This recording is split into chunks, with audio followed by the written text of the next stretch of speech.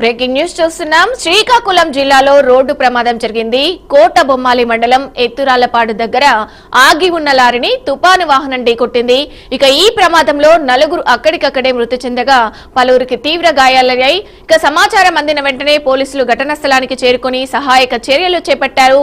క్షతగాత్రులను చికిత్స నిమిత్తం ఆసుపత్రికి తరలించారు.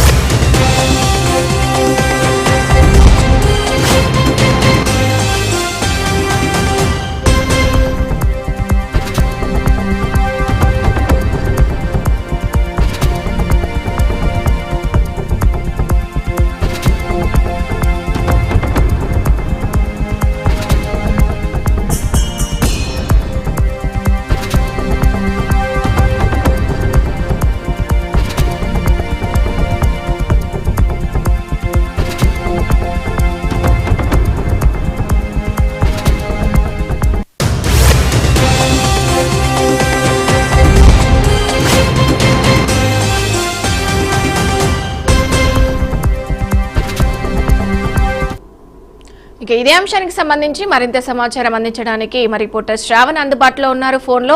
శ్రావణ్ చెప్పండి, అంటే ఆగి ఉన్న వాహనాన్ని ఢీ కొట్టడానికి ప్రధానంగా కారణాలేంటి? ఏమంటే మద్యం సేవించున్నారా డ్రైవర్?